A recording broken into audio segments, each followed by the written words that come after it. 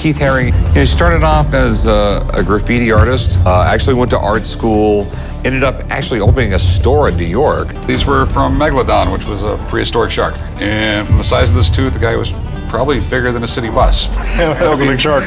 So we open up with pure family chaos. Rick's planning to buy his daughter a new car, and the whole shop's already calling it a disaster waiting to happen. Corey's like, "You're bringing her with you?" And the old man's practically yelling, "Biggest mistake ever." I mean, they're predicting financial doom before he even starts the engine. Talk about a preemptive roast. Poor Rick, he's doomed, and we all know it. I am not going to get taken advantage of. Rick swears he won't spend more than $10,000, and I love the confidence. But then again, this is Rick Harrison. Man's been hustled by swords, stamps, and a fake submarine. Chumlee's already calling Davey a con artist. And honestly, when Chumlee calls someone shady, you better run. The setup's perfect. Overconfident dad, manipulative salesman, and a daughter who knows exactly how to melt his wallet. Buckle up, this is gonna hurt.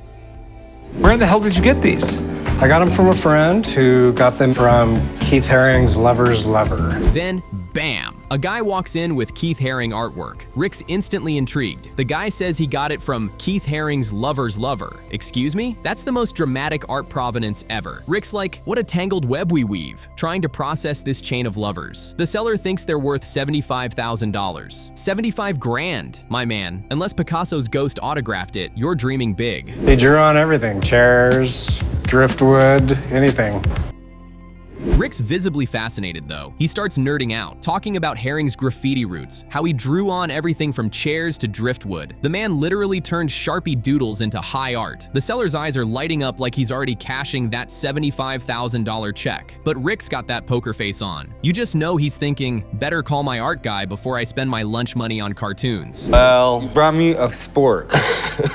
It's a utility tool from the Civil War era. Cut to Chumlee, who's about to make his own bad deal. A guy walks in with a Civil War Spork. Yes, you heard that right. Turns out it's a utility knife for amputees. Chumlee calls it a Nork. I nearly lost it. The seller wants $100. Chum offers $50, and somehow this turns into the most awkward negotiation ever. I mean, these two could argue over nickels. Chum's poker face, about as strong as a paper plate. You can do $100. Used in the Civil War, you know? We don't even know that it did come from the war. We just know it's that time period. After a minute of back and forth, they settle at $60. The seller's fake smile says, I just got played. And Chumlee's acting like he just closed a $1 million deal. It's hilarious. You can tell both of them feel slightly robbed. Honestly, Chumlee's biggest flex this episode is managing to stay under budget. That's growth, character development. Someone give him a medal, or maybe a Spork. What he says are two original Keith Haring drawings. Now back to Rick's art adventure. Enter the expert, Brett, the pop art guy. He's all business. He confirms the pieces are original, breaking down Haring's use of symbols like the radiant baby and the three-eyed smiley face. He even points out the $ and cross as commentary on religion and consumerism. Rick's thrilled. When Brett drops the bomb, each could sell for up to $50,000, Rick's eyes practically turn into $signs. Me too. Okay, so what do you think they're worth? You know, pop art is doing really well right now. Here comes the classic Pawn Stars tension. Rick offers $45,000 for both pieces, but the seller shoots back with $50,000. You could cut the tension with a butter knife. Rick, of course, plays hardball, going up to $48,000 and not a penny more. The seller folds. Deal done. And just like that, $48,000 changes hands. The seller's ecstatic, and Rick's smiling like a man who knows he just flipped modern art for rent money. What do you think? You called me down here for that. It's a really good Jeep. Next scene, Rick's at Davey's car lot. Oh boy, it's every used car cliche in one place. Davey's trying to sell him a jacked up Jeep, calling it fully loaded. Rick's unimpressed. Davey's talking nonsense like, the year doesn't matter.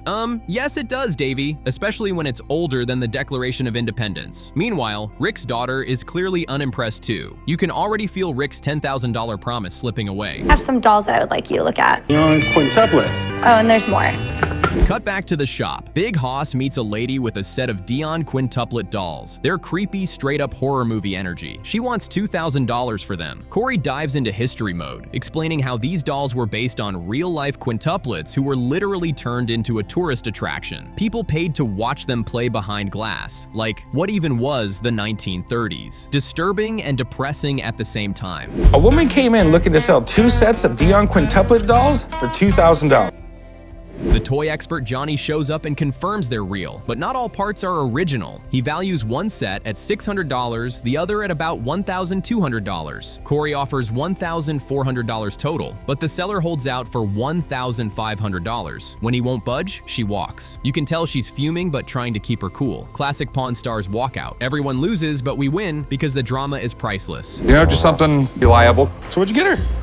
I got her practical, safe car. What kind of car? A safe, reliable car. I don't want to hear anything else. Finally, the moment we've all been waiting for, Rick's practical car reveal. The whole shop's gathered like it's Christmas morning, and boom, it's a Mercedes. Everyone's jaws hit the floor. Rick spent $28,000, almost triple his budget. Corey's laughing, the old man's roasting him, and Chumlee's calling him a sucker. Rick's daughter loves it, obviously. I mean, who wouldn't? Rick tries to defend himself, but come on, it's official. Daddy's girl wins again. Hey everybody, I have some news. You're not pregnant, are you? No.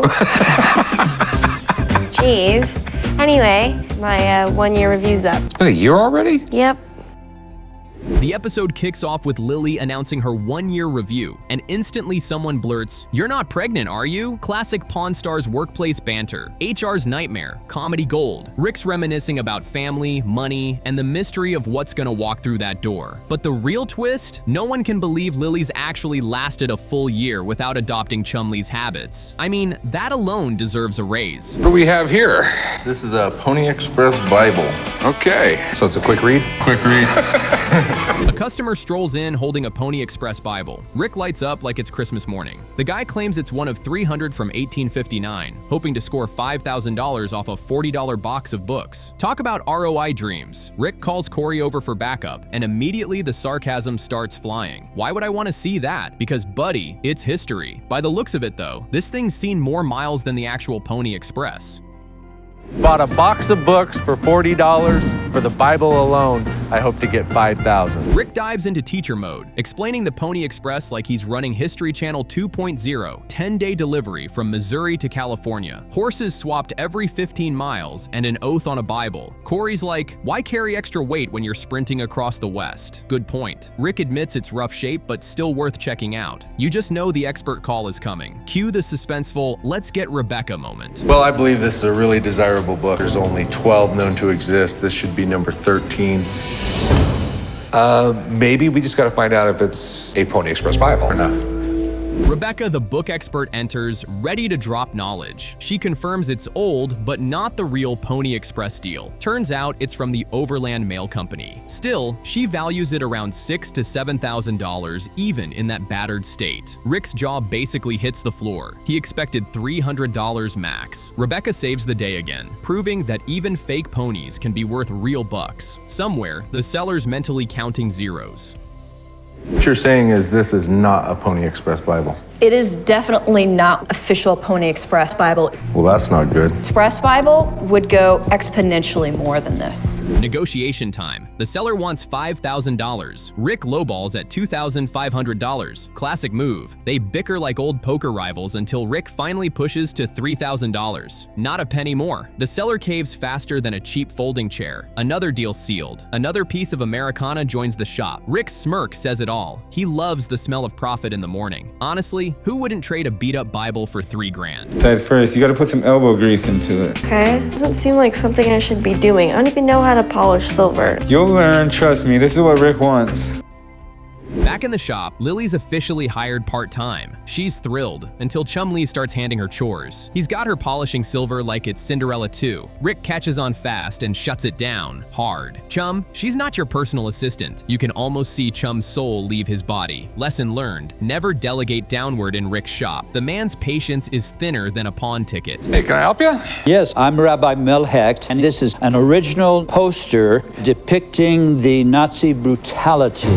Then, plot twist number 2. A rabbi walks in. No joke. He's holding a haunting World War II poster depicting a Czech massacre. Rick and Corey stare in awe. This isn't your typical Rosie the Riveter stuff. The rabbi says it shows what humanity's capable of when it forgets compassion. You can hear a pin drop. Rick calls in Mark Hall Patton, aka the Beard of History, because this poster means business. Street nerds like me and him absolutely love. Ooh, interesting. You look more like a rabbi than I do.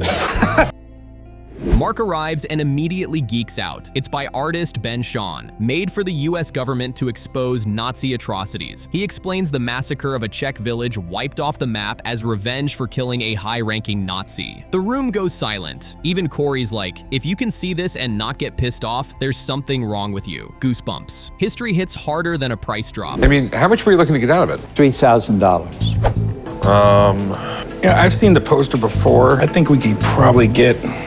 Mark values the poster around $2,000. Rick offers $1,500. The rabbi agrees without flinching. Deal done. It's not every day you see a rabbi, a pawn shop, and Nazi history collide in one transaction, but hey, that's Vegas. Rick's satisfied, Mark's happy, and the rabbi walks out knowing the message will survive. Sometimes profits aren't the only win of the day. Hey, how you doing? Pretty good. This is a Pepsi R2-D2 vending machine. All right. This is the drawer you were looking for. Next up, a guy brings in a Pepsi R2-D2 vending machine. Yes, a robot that dispenses soda. He's a hardcore collector from Brazil with over 2,000 pieces and wants a galactic $5,000 for it. Corey fires off jokes like a blaster. I'm more of a C3PO guy. Still, the machine lights up, beeps, and dispenses cans. Honestly, it's adorable and oddly tempting. You just know Chumlee's already thinking how cool it'd look in his living room. And you got 2 dispensers. It usually holds around 10 cans each. All right. So you just press the button. It's definitely cool, and there's a market for it. We have a few issues, though. Issue number 1 being that when Star Wars came out, no one expected it to do as well as it did. Corey keeps it real. Star Wars collectibles from the 2000s aren't as rare as people think. When something's made to collect, it's usually not that collectible. Still, the Japan exclusive angle adds a little hope. He offers $1,000, the seller wants $3,500. Corey doesn't budge. The deal dies faster than Alderaan. The seller walks off salty, mumbling about Picasso, classic Pawn Stars, big dreams, small wallets.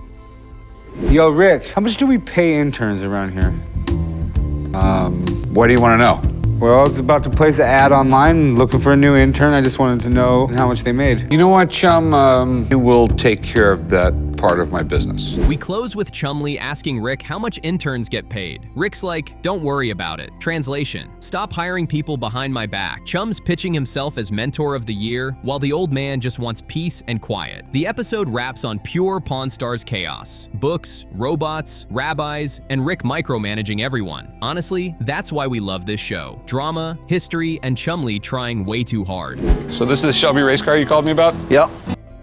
The episode opens with pure chaos. Rick's staring at half a Shelby Cobra and asking the obvious, where's the rest of it? The guy swears it's authentic, but all we see is half a car that looks like it's been through a demolition derby. Still, Rick's got that gleam in his eye, because if this half car's real, it could be worth a small fortune. Talk about a gamble wrapped in aluminum. Where's the rest of it? Yeah, I thought it was a whole car. No, it's a half a car. The seller explains he towed it from an unpaid storage unit. And here's the kicker, he got paid to move it. My guy basically got paid to find buried treasure. Nevada law says if the owner doesn't claim it in 90 days, it's yours. Rick's ears perk up at free Cobra, but then reality hits. No engine, no tires, no interior. Rick's like, it's missing everything but the dream. Still, the potential payday's too good to ignore. After 90 days, the vehicle became mine. So you got it basically for nothing? Not only did I get it for nothing, but I got paid to move it. Rick inspects the frame, noting it's aluminum, so maybe real, but there are tons of replicas out there, and even Rick admits he can't tell the difference. Cue the phone call for an expert. The seller looks confident. Rick looks skeptical. I mean, how many people walk into a pawn shop with half a sports car and say, trust me, it's real? You can feel the tension brewing already. Classic Pawn Stars setup. How long has it been in your family?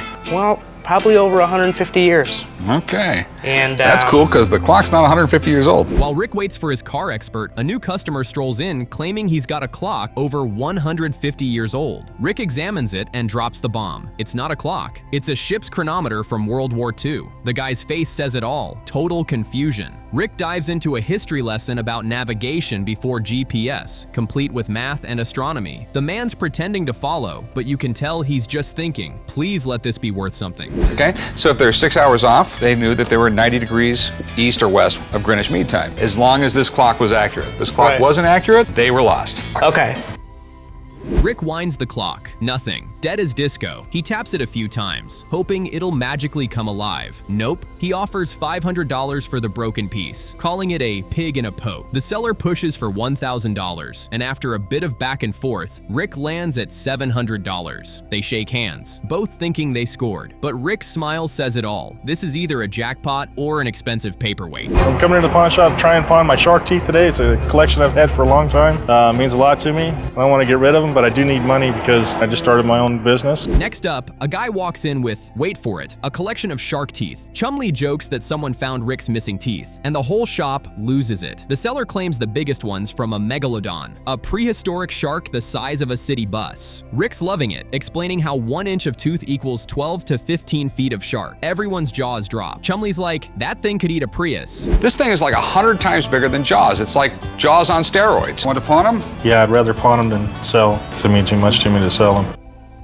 The seller doesn't want to sell, he wants to pawn. Rick explains how pawning works, promising to hold the teeth for a loan. The guy asks for $1,000, and Rick instantly agrees. Win-win. If the dude doesn't return, Rick's got $3,000 worth of fossilized shark bling. It's the perfect deal. Low risk, high reward. Somewhere, Chumlee's probably wondering if they could mount one on the wall. Unique, because in a way, they're functional pieces of art. Oh, a little beauty. Yeah, chronometer. Ship's chronometers are unique because they have to adhere to a time standard no other clock or watch has to adhere to. Back to the broken chronometer. Rick calls in an expert, Ferdinand, who handles it like surgery. Within seconds, he's got the thing open, pointing out a cork that's been jamming the balance. He removes it, and like magic, the clock starts ticking. Rick's stunned. It's worth $2,500 now. Ferdinand just saved the day with the easiest repair ever. Rick's grinning ear to ear. He spent $700. Now it's worth triple. That's a Pawn Stars miracle.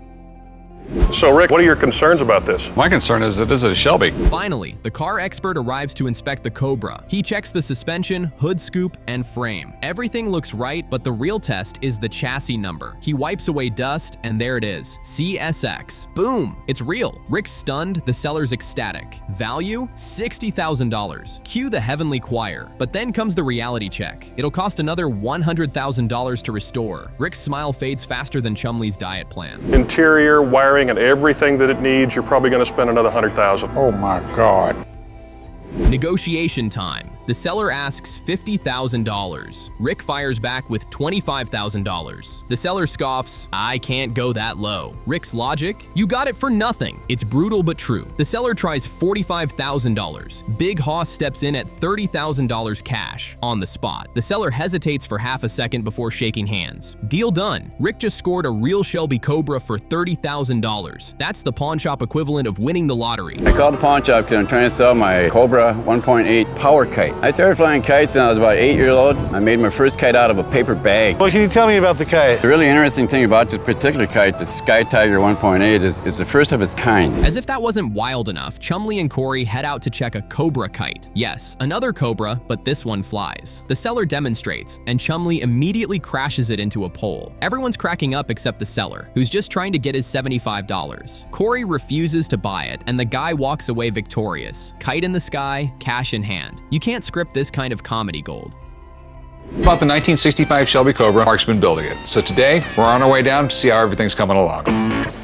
Oh my God. What do you think? I think it's beautiful. The finale brings it full circle. Rick and the crew visit the restored Shelby Cobra, now painted that perfect Shelby blue. It's a beauty. The expert shaved $20,000 off the build cost, saving Rick some cash. The old man jokes about driving it first, but let's be honest, none of them are letting Chumlee behind that wheel. Rick calls it perfect. Big Hoss calls it mine. And we end with the greatest sight of all, pure, roaring horsepower. Hey guys, you guys mess with a thermostat?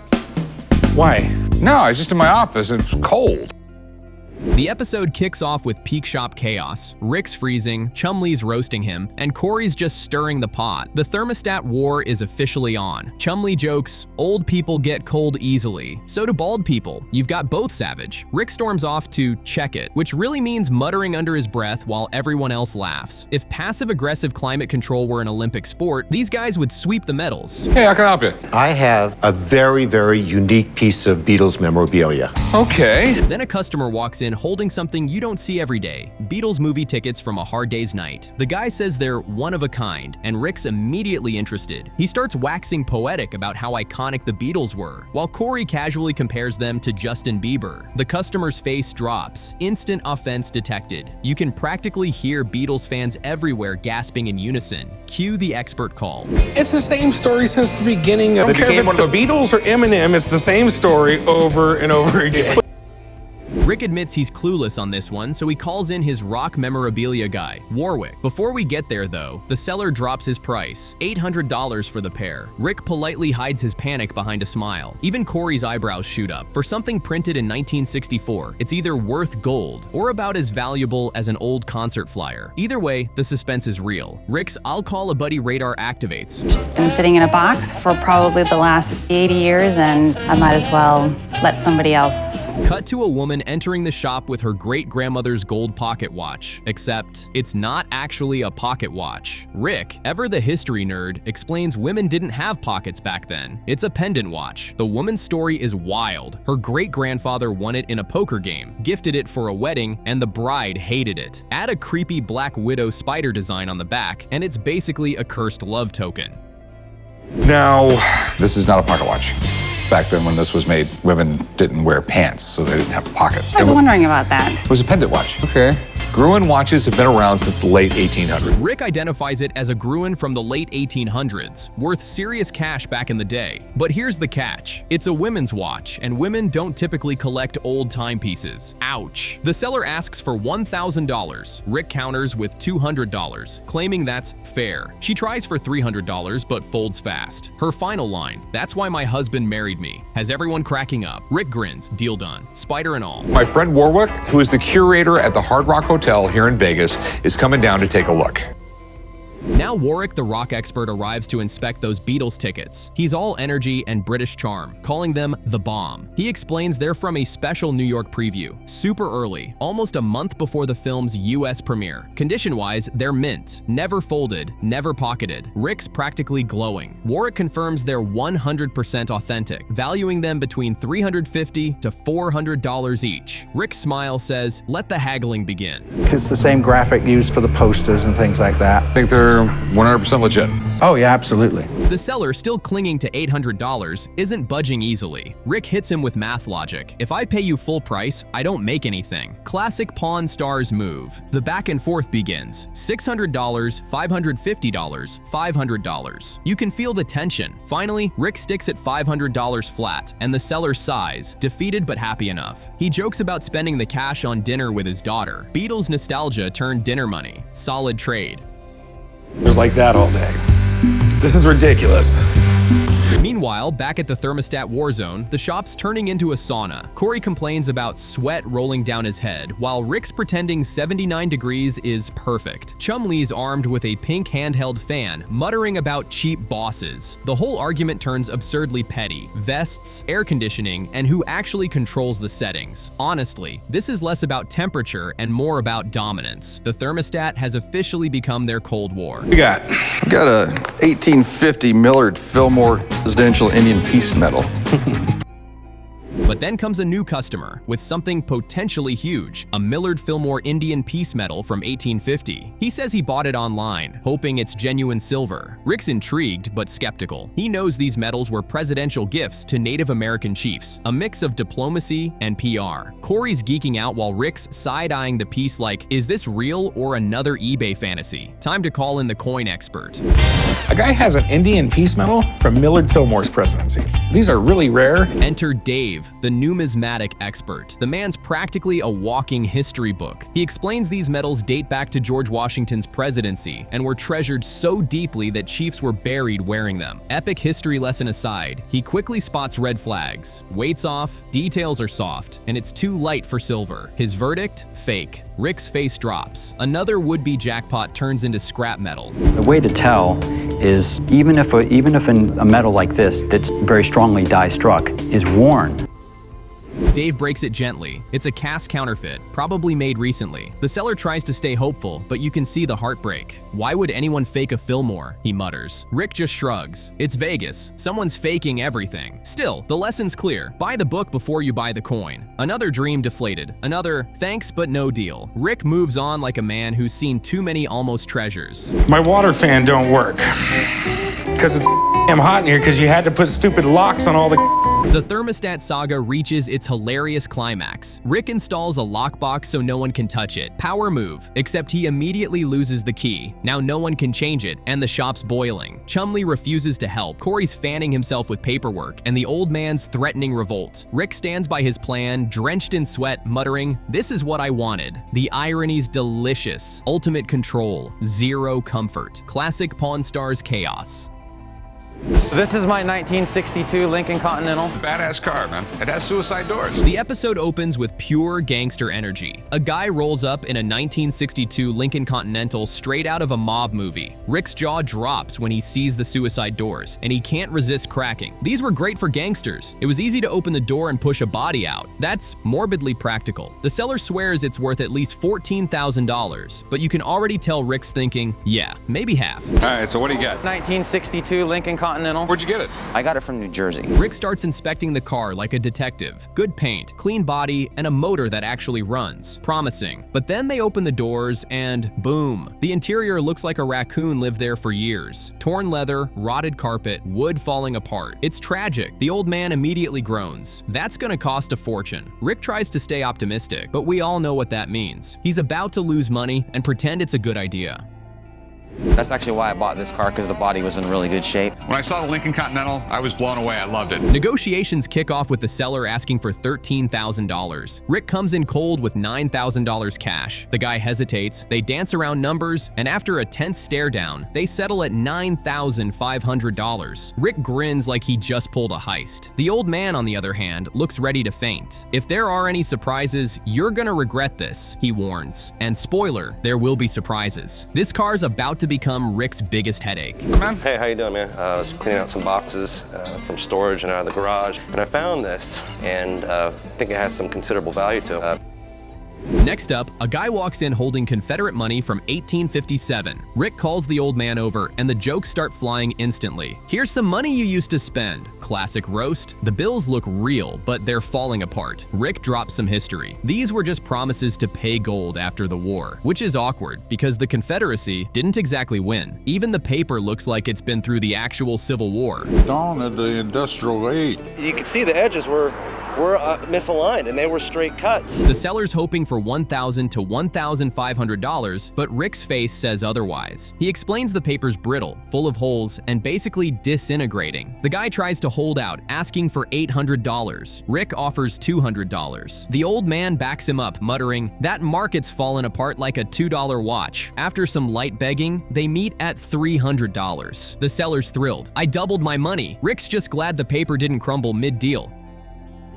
I just hate to give this away for $200. The collectible market has fell apart like a $2 watch. Cut to the shop. The old man's grumbling about Rick's Lincoln deal. "That car is gonna eat up our profit," he warns. Rick insists it'll only cost $4,000 or $5,000 to fix. The old man's not buying it. "Getting a straight answer out of you is like getting one out of a wet hand," he says. Brutal. Everyone knows Rick's bluffing, but he sticks to the story. Foreshadowing alert. This Lincoln's about to bankrupt his ego. Physical wreck inside. He's going to be able to salvage the inside of it. I've been collecting cars longer than Rick's been on this earth. Then comes one of the wildest items yet, a Gibson L7 guitar allegedly played at Al Capone's birthday party. The seller swears it's true, but Rick's not buying it. "If I told you I played for Obama last week, would you believe me?" he quips. The guitar's beat up, cracked wood, worn frets, but it's still a genuine 1942 Gibson. That alone makes it valuable. Rick offers $1,000, the guy accepts, and boom, deal made. Gangster guitar secured. My guess is $3,500. Did Capone buy it for him? No. Okay. I'd pay $1,000 for it. Yeah. Okay. All right. You got All right, thanks a lot, man. Thank you. A younger customer walks in next with a vintage 1982 Atari console and 70 games. Finally, something Chumlee can handle. They hook it up and chaos unfolds. Two grown men battling pixelated boxers on screen. Chum's shouting, "Stick and move," while the other guy claims he's winning even as he's getting pummeled. It's childish and perfect. The system works, and they pay $100 for the lot. Honestly, best stress relief the shop's seen all day. So far, we've stripped the door panels off, cleaned that up. We took the carpet out of the car, took the insulation out of the car, cleaned some of the floor up. Rick visits his mechanic, Wally, to check the Lincoln's interior. Spoiler, it's a disaster. The seats are shredded, the leather's brittle, the foam's disintegrating. Basically, everything's toast. Wally delivers the bad news. There's really not much I can save. Rick's face goes pale. You can hear his internal screaming. The old man is gonna kill me. This car restoration is officially about to cost more than the car itself. Drama incoming. Clean the carpet and redo the seats. Rick, I think you're blowing smoke. That don't sound right to me. I've been around cars too damn long. Sure enough, the old man finds out. Rick tries to lie his way through it, claiming he's just cleaning the carpets. The old man calls bull immediately. "You're lying through your teeth," he snaps. Corey's laughing on the sidelines. Rick's ego's cornered, and all he can say is, "Don't worry, it'll turn out fine." Famous last words, Rick. Every viewer knows what's coming. One monstrous repair bill. Ship this back out by the ocean or somewhere it's humid, it would probably grow back to the original size eventually. Rick returns to pick up the restored guitar, and it looks amazing. The expert explains how he buffed and leveled the frets, sanded it down, and kept the original finish intact. The results are stunning. Rick's practically drooling, saying, "I'm in love with it." He spent $450 restoring it, but now it's worth around $3,500. Finally, a win for Rick. The man looks like he just won the Super Bowl of vintage guitars. I'm very nervous over what it's going to cost. I'm afraid I'm going to have to kick Rick in the ass. Hey, Wally. Damn, it looks nice. Hey, Rick, how are you? Yeah, pretty good. All right. We close with the Lincoln reveal. Fresh paint, restored leather, gleaming chrome. The car looks brand new. The old man's impressed until he hears the bill, $15,000. He nearly combusts. Wally estimates Rick can sell it for $30,000 to $35,000, so technically it's a win, but still, ouch. The old man grumbles, "That little bastard lied to me." Rick's all smiles, claiming it's a rose from a disaster. The final shot? The old man calling dibs to drive it first. Classic.